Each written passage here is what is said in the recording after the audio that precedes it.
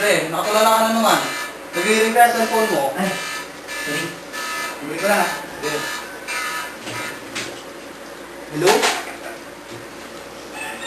Oo, ako nga si... Oo, ako nga. Ha? Ha?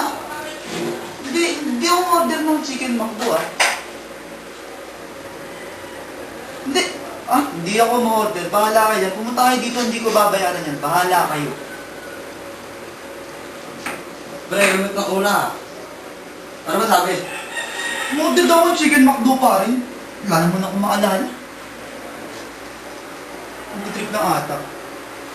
Di ba ikaw nagsabi kanina na umorder ka ng pagkain?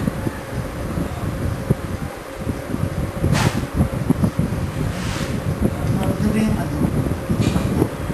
Ano ka pre kanina pa?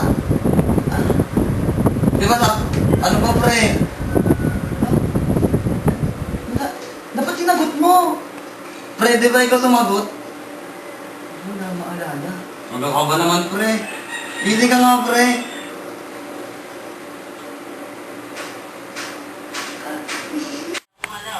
Indikasyon na may iba na nakapasok dito.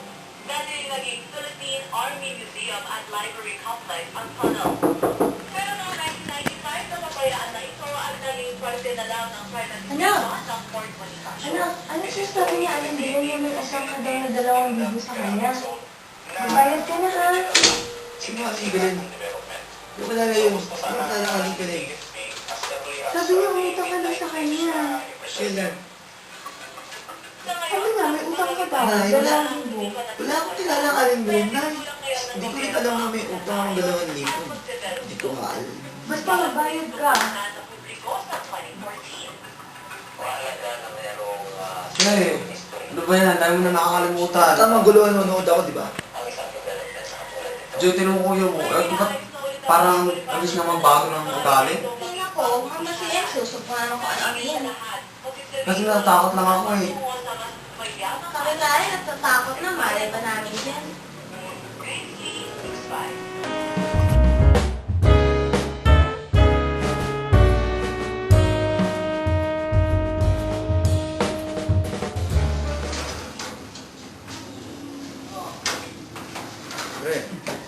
Pre, naalala ko yung nangyari tayo ng isang araw.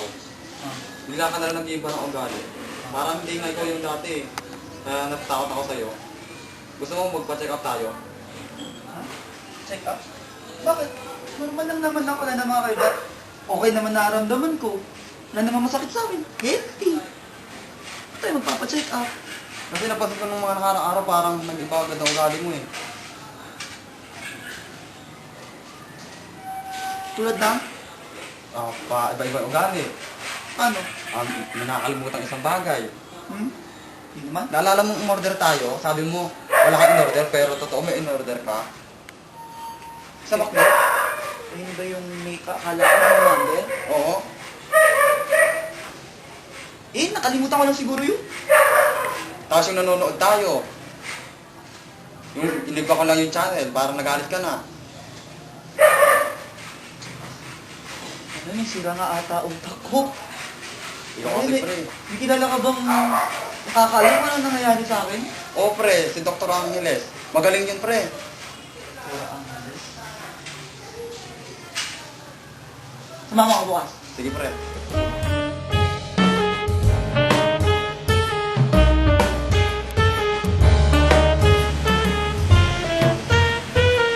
Good morning, Doc. So you are Dr. Angeles, right? Doc, nandito kami ngayon kasi, Doc, sa bahay namin, masyadong nagkakagulo minsan. Hindi ko alam kung ano nangyayari ngayon sa anak ko. Matutulungan niyo po ba ako? Ano bang mga symptoms niya para matulungan? Doc, kasi busy po ako, lagi sa negosyo namin. So, yung nakakasama niya lagi, ito si Marco, yung best friend niya. Oh, Michael! Ganito kasi doktora, yung mga nakaraang araw, lagi iba-iba yung ugali niya, tapos tulala, tapos may nakakalimutan ang mga pangyayari, tapos nai-irritable din. Yun. Tapos natatakot kami kung ano nangyayari sa kanya. Nakakaranas ka ba ng isang mood swing, gano'n. Kadalasan do. Nagbabago ba yung ugali mo? Minsan ba may pangyayari sa buhay mo na parang hindi mo maalala, gano'n. Maraming beses na do. Ganito, Dok, dati umorder siya ng pagkain. Sabi niya, wala siyang in-order, pero totoo naman, umorder siya. Tapos dati nanonood kami ng TV, nagalit siya nung nilipat namin yung channel. Ay, nako, alam ko na yan. DID. Ano yun, Dok? Dissociative Identity Disorder.